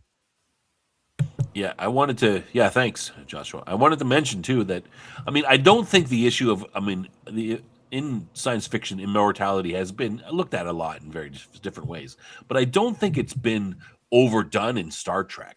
Doing this in this show wouldn't be like, oh, they're doing another one of these episodes, right? So they could have done it, and it wouldn't have been, people would probably enjoy it and go, hey, this is something that hasn't been done very often in Star Trek. Maybe it's interesting, and they could have. I think that's how the audience would have taken that, but yeah. They didn't. Thank you, Joshua. Yeah. Hell yeah! I'm sorry, I'm not as. I should be more descriptive. It's not very good. I'm just at this point. How many ways can you say it sucks? I'm just. Look, it's not good. Palia is at least 2,600 years old. Because it says here she lived on Earth at least from the 6th century BC. Oh, so she's like 2,900 years old. Oh my word! So she's seen a lot, and I would love to hear more from her point of view. And I hope they focus more on her character a little bit. Well, the thing is, I don't like because I saw another scene with a clip is that she has all this stuff that she's saved throughout. Oh yeah, I found that hilarious. I find it hilarious, but how did some of this stuff has lasted? The plastic phones and all that, because, a lot of the stuff was made out of stuff that's biodegradable. So it tends to degrade after a time period. Yeah, okay. Sometimes you got to suspend your phone. Your disbelief in something. That's a lot of times. Sometimes people don't just suspend their disbelief when it comes to fantasy, and that bothers me. If she put it in a containment in sort of like a field that basically, just there's stops time or something like that. Yeah, I can believe that. Onto there. But if you left it out in the open, in a chest or something like that, think of it. People going through their attics and they bring stuff out, and the stuff is like, oh God, this is broken. This is remember in the first or second episode of Picard, he goes to the archives, which looked to me just like a bank, and he's taking stuff out of his personal archive, and it's like, it's almost like it's in a transporter buffer. Everything he has, like he has paintings and stuff from his time on the Enterprise, and it's just like new. Mm-hmm. So there are ways that they could save stuff. Joshua puts up the writers don't understand hydrocarbon chemistry. The writers don't understand a lot of stuff. I don't think the writers understand humans. Of course not. They don't understand what humans find entertaining. Mm-hmm. But of course, we end this episode with basically everybody. Sam comes home and she's all happy. She's back together, and there's all hugs and kisses to the point. Oh no, wait! I forgot one part of it. The scene where Genesis is comforting to the because hang on 1 minute. I just want to get her Tamara that basically that Genesis is not liking, not in a way he doesn't have a thing for Caleb, and but we know that's a lie. There's always a little chemistry there to that point. Because what's a CW show when you can't have two girls fighting over one guy? To the point. Exactly. And come on, Caleb's a hunk, man. Come on. But then we get to the point where Sam comes home. They do the Our Town thing, and everybody's all well and better again, to the point, and they thank Tilly. She says, "Oh, I'm on my way back," to this point, and everything's all, it's a Brady Bunch 30-minute done, and that's how we do it. But we did it in an hour. This whole picking Our Town. I mean, does anybody actually know that play? Like, this is not something that they're supposedly aiming this show at the teens and 20-somethings. They don't know anything about Our Town. They didn't study it.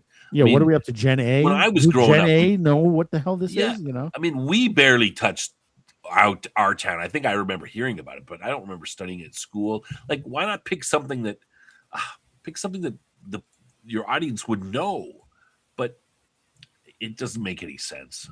Could have gone with Shakespeare. Romeo and Juliet. I mean, well, maybe not that, but something that people would recognize. Like it just the choices they seem to make in this.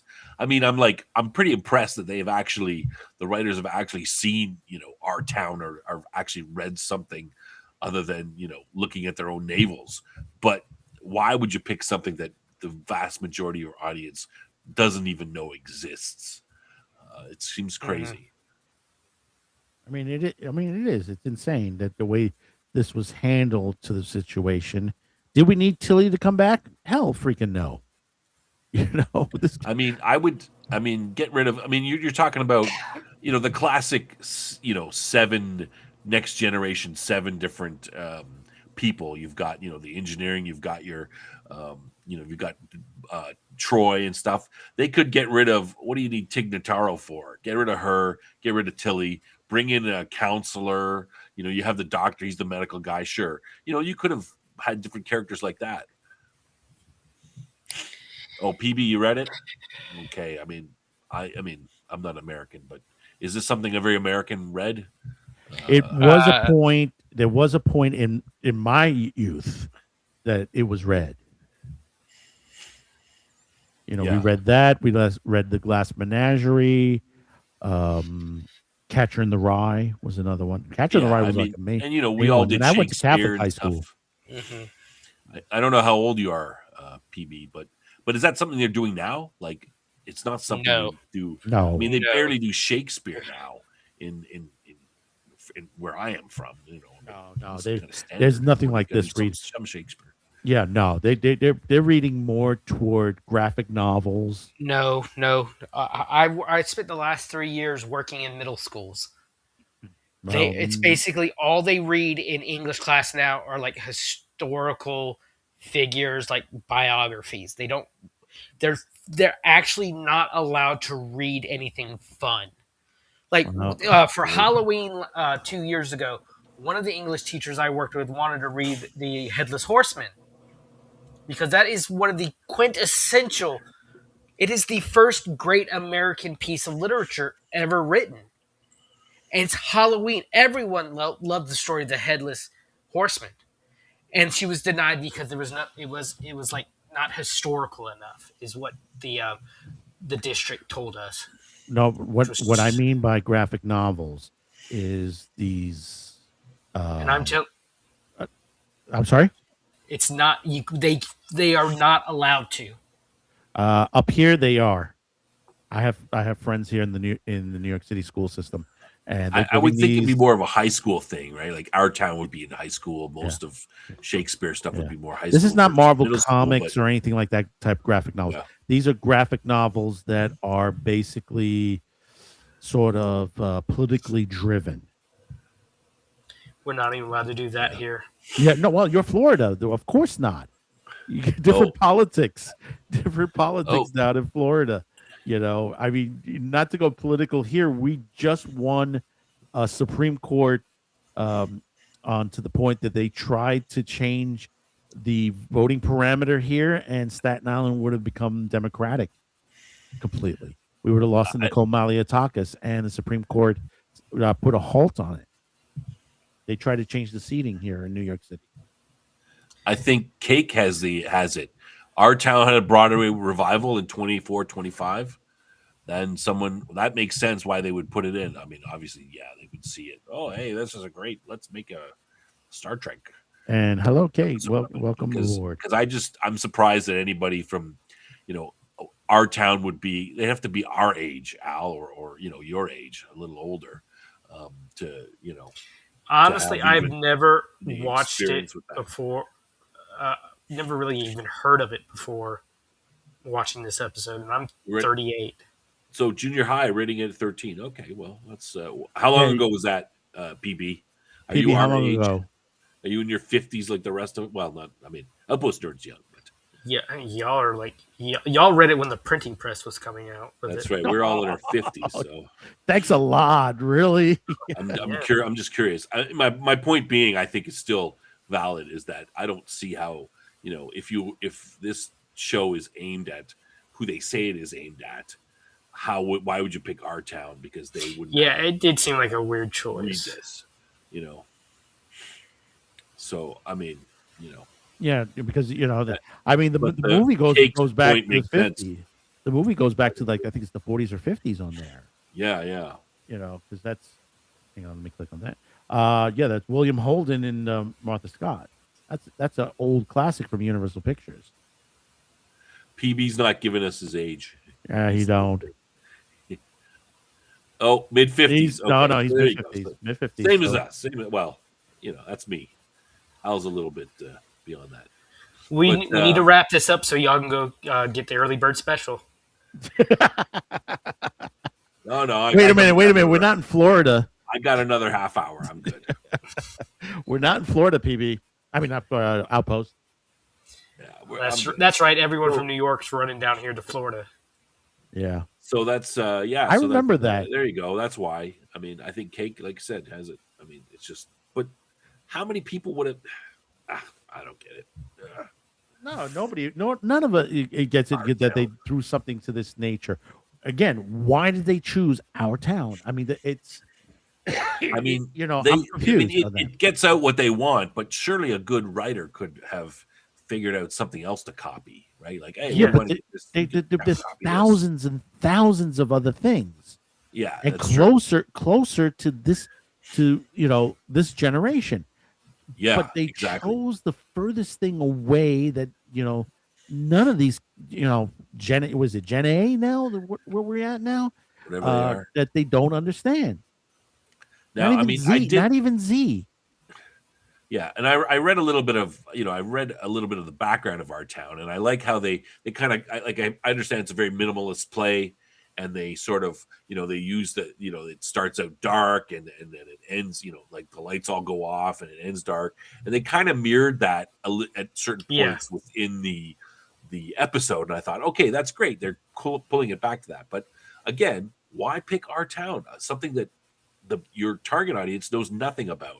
I mean, even the classic Star Trek fans who are kind of our age don't really know much about it either.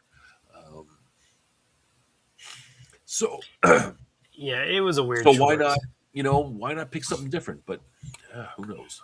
Who knows with this situation? Like I said, I think Cake is right. There's somebody on the production crew, one of in the writers' room saw it a couple years ago. Oh, let's copy our town. Mm-hmm. And it just, like I said, it just gets me. I mean, we could have done Marty, bro. They could have done Marty with Ernest Borgnine, to that point, which is, it's an emotional roller coaster in that movie itself. Or they could have done one of the war movies itself, From Here to Eternity, they could have done, but they chose our town again, in that perspective on there. Well, we're coming almost to the end. Now that we've discussed this all, next week, The end of the series. next week we got episode 9, which is, hang on a minute. It's written. It's going to be directed by Jonathan Frakes. It's the Jonathan Frakes episode. It's called The 300th Night. The 300th Night. That's according to what the wiki is saying on there. And let's see. I do have a clip, or actually the trailer for it. Hang on 1 minute. Let me find it here. Let's take a look at the trailer for next week. Official end of our first academic year. Tonight, we all have something to celebrate. Our new era. Comms channel alert triggered. I think my mom tried to contact you. I'm coming with you to UCAC. Are you stealing the shuttle? It's now or never. You find your mom. Let's get back here fast and safe. Hey, at those wings, you're gonna get us all killed. Our intelligence says UCAC is about to be annexed. Shut your hands! It's about the new sprocket. I knew he wasn't done with us.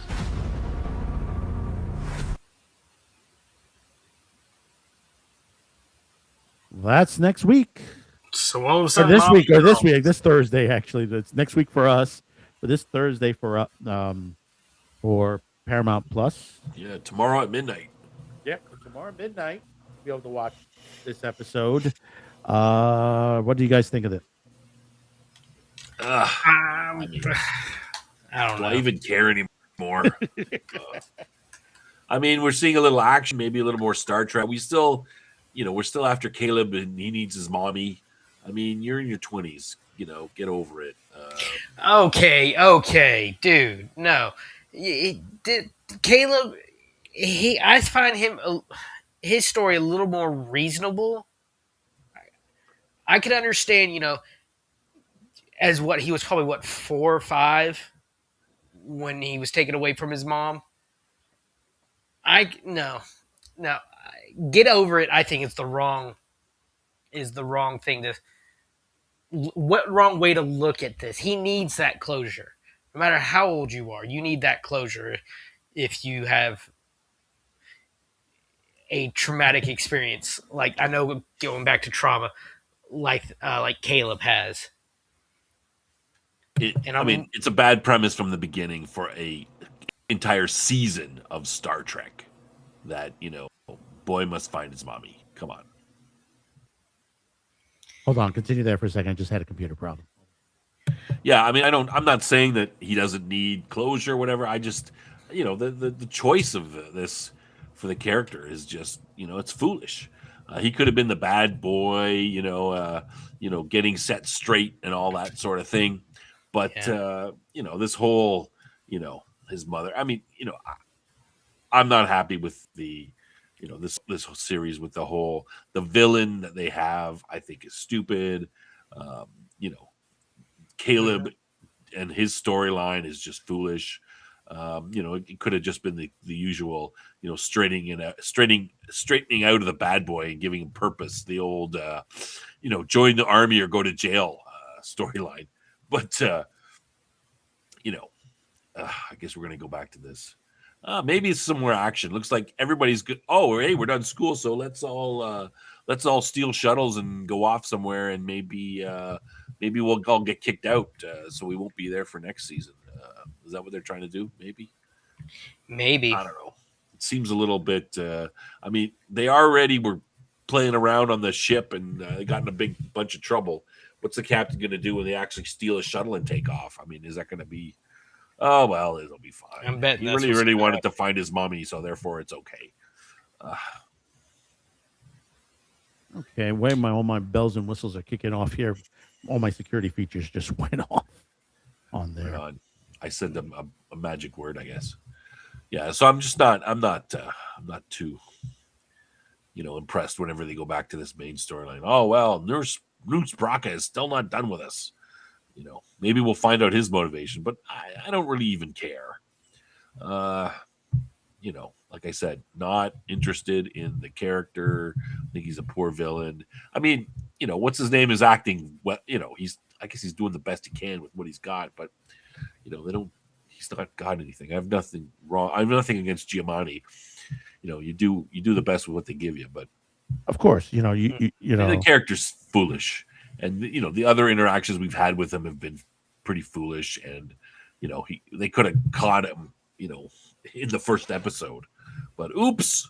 Oh, he's in a escape pod. Oh yeah, but he's like 1,000 kilometers off the port bow or something. Like, why not just pick him up afterwards? No, we'll just leave him there. He's got to come back later. It says so in the script. But anyway, yeah. So I don't know if. maybe this will be more Star Trekky. The episode, some action. I mean, you're seeing they're stealing a shuttle in the next episode. Okay, I understand. Kirk stole. For anyone who says, "Oh, but Kirk stole the Enterprise," and this one stole the. I mean, these are cadets, and yeah. Remember that time at West Point when we stole that tank and drove it around town? Yeah. That was no one got in trouble for that. Mm-hmm. We can almost blame Paul. What did Paul do? I have no idea. Blame him. Yeah, terrible. That's just, they have no clue what they're doing. I can't. These generation writers are completely inept. I mean, like I said, I've been watching a lot of other science fiction lately, and I'm talking some old stuff. And I've been seeing a lot of YouTube lately. A lot of YouTubers have been chiming in on classic stuff. Talking about stuff that's someone was talking about Dune. And we're talking the original one from the '80s, and they said, "Oh, it wasn't the greatest, but at least if you were a Frank Herbert fan, you were able to follow this better than some of the stuff that they've written. The Sci-Fi Channel one and the current movie one. You follow it better back there, even though. And the thing about it is, and most people don't realize this, that Dune has been re-edited by someone online on YouTube, and you can find it on YouTube. This edit makes more sense, and it's a lot closer to what Lynch wanted this movie to be before this. Yes, I need to find that. I love the original Dune. Yeah, but the version that they have online, it's basically all the stuff that was cut out was re-inputted back in, edited properly. So the flow of the story, it's a much better flow of the story. I'll send you the link on that. Patrick Stewart's first role in sci-fi, if I'm not mistaken. Oh yeah, there's a lot of I mean, there are good things to Lynch's Dune, but there are some, poor things that are done in there. But I mean, where it kind of drifts from the main story, it gets a little bit weak. Well, that's because of the studio that itself. Yeah. Well, yeah. I'd be interested. I haven't seen this cut, but it's gained. I have a copy of the movie. It's gained a little bit of respect for it since it's come out. There's some, especially some of the costuming and is very well done. But yeah, I getting back to this show. I think the acting is reasonable, and I kind of feel bad for these young actors because this is their first major role for a lot of them, and they're going to be tainted from this. Oh, you were on that really, really crappy show. Some of them might, their careers might be harmed by this, even though they're not doing necessarily a bad job. They're doing the best they can with what they've got, but we'll see. Yeah, it's it's called the Spice Diver edit, fan edit. It was done 13 years ago.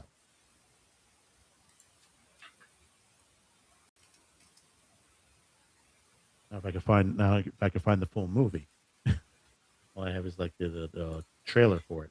I'll find it. It's there somewhere.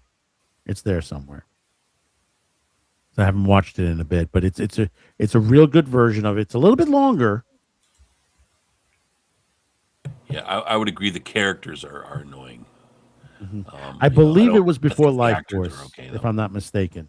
There, Life Force was when, which was also that's another one that's been talked about too. Dune is 1984-85 yes. release. I think it's 85. Yeah, Life Force is 85. No, Dune is 85 as well, I think. Yeah, so about the same time. So we could say about that to that point. But I mean, you Snob, you were talking about science fiction over the weekend on Top Lofty Lounge. On and Dune is one of my more favorite worlds. I think I know a fair bit about it. Maybe not as much as what's his name. But Quinn, but he's gone into it much deeper. But I consider myself fairly knowledgeable about the world. I've read most of the books. Villeneuve's Dune is pretty much 10% of the book. Oh, I don't know if that's true. I think he's screwing up he might screw up part 3, but yeah. Yeah, no, that is true. Lynch is about 60% of the book. If you go for the extended version, it's a little bit more onto there. I'll have to I'm wondering, are they going to do a Children of Doom movie? I'm not sure whether they're going to. I don't think they're going to make it that far. I don't think. I like the new version of Dune. I think compared to the other two, they got the warfare of the far future right, like fighting. Like in the miniseries, they had guns, and it was a big deal that guns were obsolete due to make personal shields. So that's why they had to fight with knives and swords.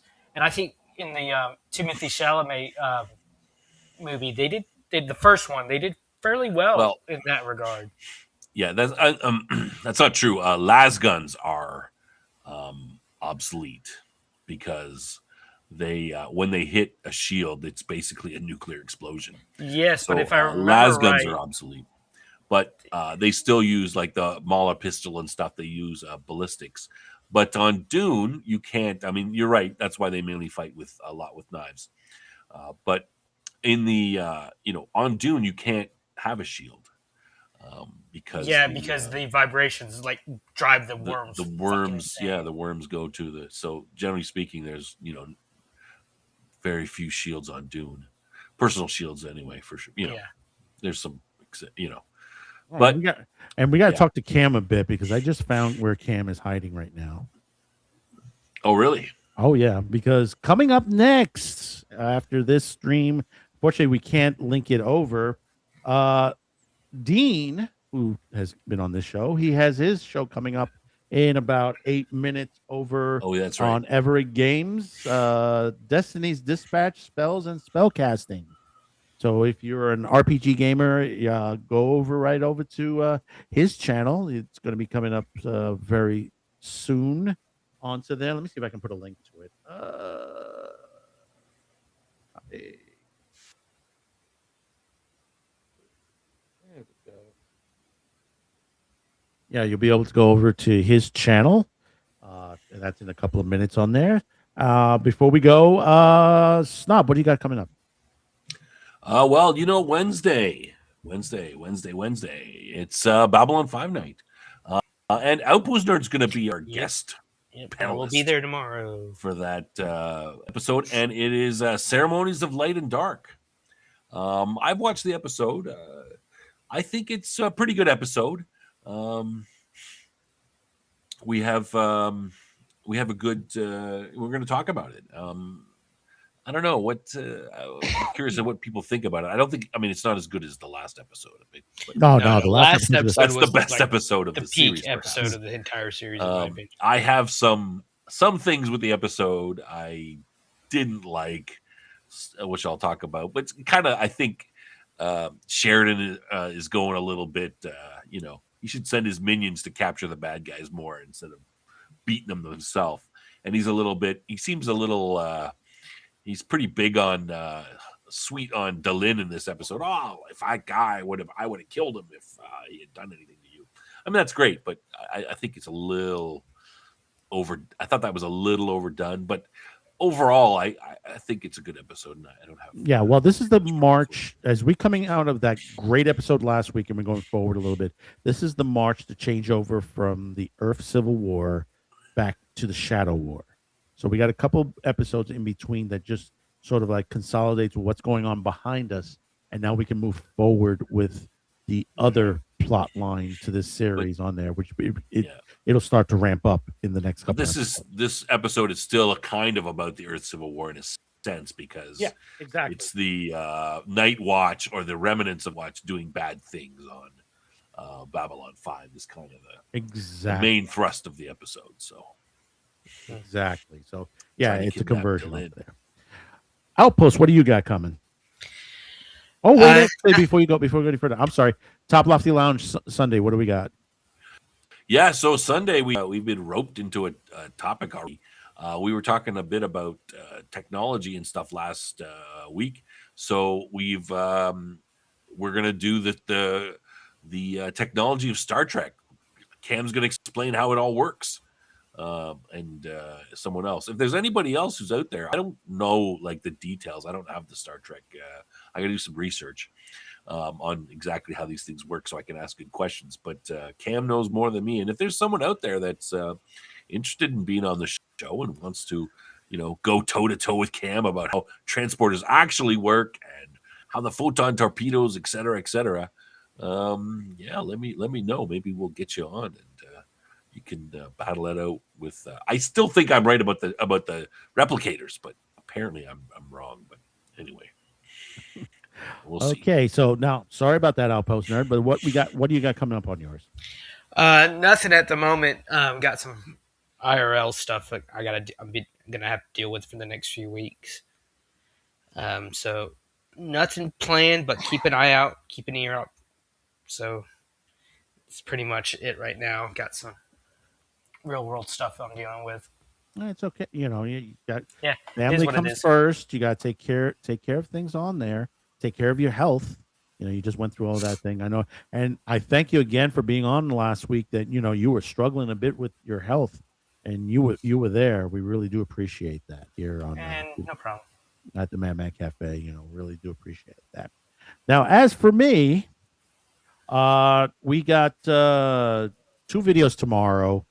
We got the UK, which they're ramping up their age verification and online censorship bills to the possibility that because of one particular subject matter, Game of Thrones and certain anime titles and manga titles and other movies might be banned and made illegal in the United Kingdom. Yeah, we're at that point. Also, we have a third video out, part of our interview with Peter Jurczyk, where he looks back at working on Tron. So you want to check that out. It's a couple minutes long, but it's a couple of good things onto there. It's really, really good to there on there. Also, the Thursday, I think it's the Thursday video. It is also part of the UK situation on there. Ofcom is starting to enforce itself, the Media Act of 2024. They're reining in Netflix, Prime Video, Disney Plus, Tubi TV, all the streaming sites on there. They're forcing them to adhere to their laws, which could have ramifications to us here in the U.S. as well. This is the thing I have been warning for well over a year now and been dismissed. That says, no, it will never happen. Well, guess what? It's happening and it's going on right now. So basically, it's to the point where, like on Babylon 5, the voice of the resistance, we hear the voice of the resistance, to what is going on out there. And that's why we tell you to subscribe to this show, and subscribe to our other affiliate partners out there because they have great content. Sci-Fi for Me TV as well. He's been a little bit lost in handling his situations there too, but he's been coming out with a couple of good shows on there. Tennessee Tabletop Tavern with the Bad News Bar Sunday night 9 p.m., which we will be showing at the end on there. We'll be showing all of our affiliate partners on there that's with us on here. So next week we'll have a special guest panelist, Auntie DeVerta Jill. She'll be on with us on there. I'm going to post link her channel in the chat. Go check her out. She's got some great on there. We had a great discussion Friday on Captain Kirk. We were discussing on Captain Kirk, William Shatner, all the stuff that he's done, past, present, and what he's done currently. It was a great episode, and she's been doing some Twilight Zone. Actually, she did a Twilight Zone episode today, so she's got good content. She's got good science fiction content on there, but she'll be with us next week, this time, to discuss episode 9 to that point. So until next time, thank you for tuning in. We'll see you on the next one. Check out everybody on there, all of our affiliate partners. Anything else I missed out, gentlemen? Sounds good. Looks good. All right. So stay tuned a little bit. We got a little bit to the end here. We'll see you next time. And bye-bye now. Good night. Later. Hey everyone! Thank you so much for hanging out with us today. We truly appreciate every single one of you. Don't forget to check out our official merch shop and our amazing affiliate partners. Until next time, mwah!